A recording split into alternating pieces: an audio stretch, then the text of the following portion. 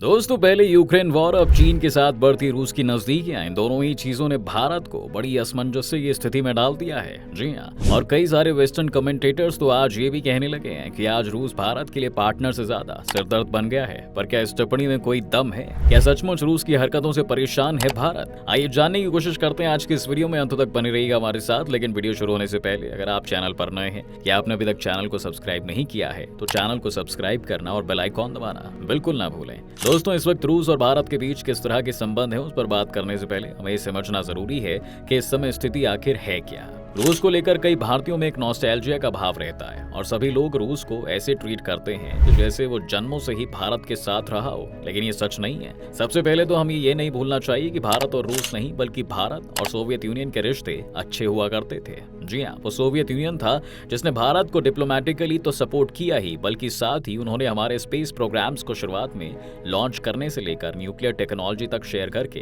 भारत का साथ दिया। जबकि आज का रूस ऐसा नहीं है। रूस और भारत ने ये रिश्ते विरासत के तौर पर सोवियत यूनियन से लिए हैं, लेकिन जहां सोवियत यूनियन और भारत के बीच पार्टनरशिप सिर्फ ट्रांजैक्शनल ना होकर कुछ हद तक आइडियोलॉजिकल भी थी, वहीं आज के रूस के बारे में हम ये बात नहीं कर सकते हैं। अगर रूस को भारत से बेहतर कोई डील मिलती है तो वो भारत का साथ छोड़ने में शायद पल भी ना लगाए। अगर हम ये समझ गए तो अब इन दोनों के रिश्तों पर भी बात की जा सकती है। इस समय भारत के लिए रूस का साथ देना कई वजहों से जरूरी बना हुआ है, जिसमें सबसे बड़ा कारण है हमारे मिलिट्री इक्विपमेंट्स। इस समय भारत के पास रशियन मेड बीएमपी और टी सीरीज टैंक्स हैं। साथ ही आज भी हमारी ज्यादातर एयरफोर्स रशियन एयरक्राफ्ट से ही भरी पड़ी है और कई सालों से हमने सोवियत स्टाइल के वेपन्स इस्तेमाल किए हैं। भारत ने हाल ही में कुछ प्रोग्रेस करके बहुत से हथियार खुद यहाँ भी बनाने शुरू किए हैं, लेकिन वो सब भी रशियन डिजाइन हैं और उन्हें डेवलप करने में भी रूस ने ही भारत की मदद की है। इस पार्टनरशिप का सबसे बड़ा उदाहरण ब्रह्मोस मिसाइल है, जो कि रूस और भारत द्वारा जॉइंटली डेवलप किया गया है। इसके अलावा बहुत सारी गन्स, टैंक्स और मिसाइल्स ऐसी हैं जो आज भी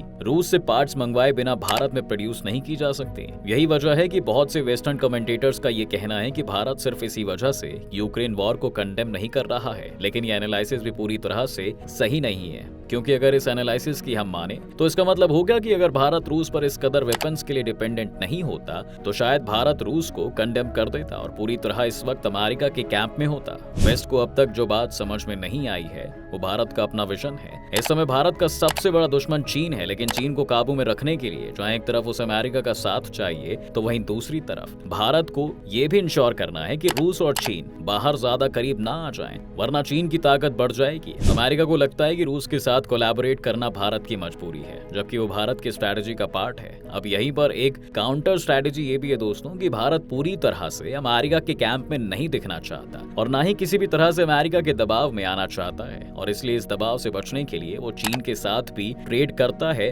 और ब्रिक्स और एससीओ जैसे ग्रुप्स का भी हिस्सा बना हुआ है, ताकि चीन के थ्रू वो अमेरिका को भी काउंटर बैलेंस कर पाए। ये बहुत ही महत्वपूर्ण पॉइंट है जो हमेशा ही वेस्टर्न कमेंटेटर्स मिस कर देते हैं। अगर आप ऑब्जेक्टिवली सिचुएशन को ऑब्जर्व करते हैं तो भारत का असल फायदा चीन की हार से या रूस से दूरी बढ़ाकर नहीं है, बल्कि भारत तो ये चाहता है कि वेस्ट को चीन और रूस का डर भी हमेशा बना रहे, ताकि भारत जब चाहे बीच में पड़कर दोनों के बीच ही माहौल शांत करवा सके और साथ ही वेस्ट और चीन पर एक दबाव डालकर वो दोनों ही एक इन्फ्लुएंस से बाहर रहने की कोशिश कर रहा है। जी हाँ, जिसमें रूस एक बड़ा रोल प्ले करता है। भारत के स्टैंड का एक छोटा सा नमूना अभी कुछ वक्त पहले के रायसीना डायलॉग्स में भी देखने को मिला है, जहां रूस के विदेशी मंत्री सर्गे लावरोव आए थे और एक इंटरव्यू के दौरान जब उन्होंने ये बोला कि दरअसल रूस ने नहीं बल्कि यूक्रेन ने रूस पर हमला किया था, तो ऑडियंस में बैठे इंडियंस हंस दिए। इस ऑडियंस में इंडियन मिलिट्री ऑफिसर्स, डिप्लोमैट्स और बिजनेस फ्रेटर्निटी से जुड़े हुए लोग बैठे थे और इस एक इंसिडेंट ने रूस को भी बता दिया कि वो उनके प्रोपेगेंडा को आंख बंद करके कबूलने नहीं वाले हैं, बल्कि वो बहुत स्ट्रैटेजिक कारणों से रूस का साथ दे रहे हैं। वेस्ट को लगता है दोस्तों कि रूस और भारत को आज अगर कोई चीज साथ जोड़कर रखी हुई है तो वो है वेपन्स को लेकर भारत की रूस पर डिपेंडेंस और डिस्काउंट पर मिलने वाला तेल। अब वॉर खत्म होने के बाद तो तेल पर डिस्काउंट खत्म हो जाएगा, इसलिए इस पर बात करने का कोई फायदा है नहीं, लेकिन डिफेंस के सेक्टर में भी भारत तेजी से रूस के साथ डिसएंगेज कर रहा है। भारत ने इस वक्त आर्टिलरी गन समेत 100 से भी ज्यादा डिफेंस इक्विपमेंट्स के इंपोर्ट पर रोक लगा दी है, ताकि ये सभी कुछ भारत में ही प्रोड्यूस किया जा सके।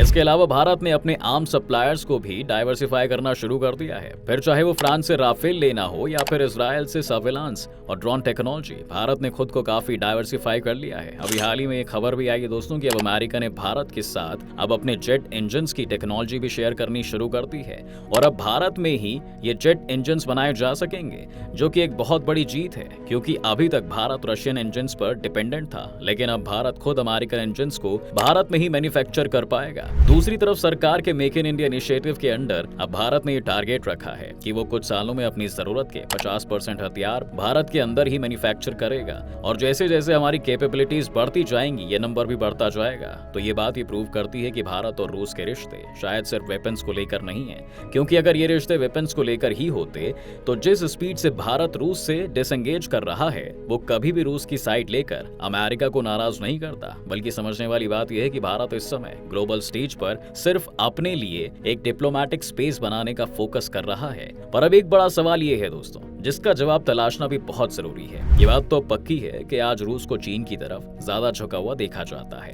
और चीन के साथ भारत भी व्यापार कर रहा है, लेकिन अगर वो समय आ जाता है कि जब चीन ताइवान को इन्वेड कर देगा या फिर किसी और कॉन्फ्लिक्ट में भारत को चीन और यूएस में से किसी एक को चुनना पड़ेगा तो वो किसे चुनेगा? ये फैसला इसलिए कॉम्प्लिकेटेड होगा क्योंकि अगर भारत अमेरिका के साथ इस कॉन्फ्लिक्ट में इन्वॉल्व होता है तो इसका मतलब है कि रूस और भारत एक दूसरे के आमने सामने खड़े होंगे। लेकिन तब भारत के लिए क्या रूस को किसी तरह न्यूट्रल रख पाना संभव होगा? एक दूसरी पॉसिबिलिटी ये भी है कि शायद भारत सीधे तौर पर चीन के खिलाफ किसी कॉन्फ्लिक्ट में इन्वॉल्व ना हो और ये डर भी वेस्ट को खाया जा रहा है। ये भी एक वजह है कि अमेरिका भारत को अपने पक्ष में खींचने की काफी कोशिश कर रहा है और उसने भारत के लिए एक $500 मिलियन के मिलिट्री एड पैकेज पर भी बात करनी शुरू कर दी है और अगर ये डील आगे बढ़ जाती है तो इसराइल और इजिप्ट के बाद भारत अमेरिका से मिलिट्री एड लेने वाला तीसरा सबसे बड़ा देश बन जाएगा। इसलिए हमने कहा था कि भारत का स्टैंड अगर आप इन अलग अलग गुटों के पक्षों से समझना चाहें तो बहुत ही कंफ्यूजिंग लगता है और कोई भी इस बात को लेकर श्योर नहीं है कि भारत आखिर चाहता क्या है। लेकिन अगर आप न्यूट्रल होकर देखें तो आपको साफ पता चल जाएगा कि भारत की मंशा सिर्फ ये है कि जब तक इन सभी देशों ने एक दूसरे की तरफ तलवार खींची हुई है तब तक इस मौके का फायदा उठाया जाए और जितना हो सके अपनी इकोनॉमी को बूस्ट किया जाए। अगर अगले 10 सालों में भारत अपनी इकोनॉमी को एक सिग्निफिकेंट अमाउंट तक ग्रो कर लेता है तो अपने आप ही इस रीजन में चीन आपको थोड़ा शांत दिखाई देने लगेगा और भारत के लिए फिर रूस तो छोड़िए अमेरिका के भी मिलिट्री ऑपरेशंस को कंडेम करना भी काफी आम हो जाएगा। और दोस्तों इस पर पॉलिसी के कई सारे क्रक्स भी हैं जो भारत की पॉलिसी को बहुत ही शॉर्ट टर्म बता रहे हैं। अब उनकी राय सही है या फिर नहीं इसके बारे में तो आने वाला समय ही बताएगा। क्या आपको लगता है कि भारत रूस और चीन पर बहुत ज्यादा सॉफ्ट है या फिर आप जो करंट पॉलिसी सेटअप इससे संतुष्ट हैं? आपकी जो भी राय है हमें नीचे कमेंट सेक्शन में लिखकर जरूर बताइएगा। उम्मीद है कि आपको आज के इस वीडियो में काफी कुछ नया मिला होगा। अगर आपको ये वीडियो पसंद आया है तो वीडियो को लाइक करें और अगर आप इस चैनल पर नए हैं तो जाने से पहले चैनल को सब्सक्राइब करना भी बिल्कुल ना भूलें।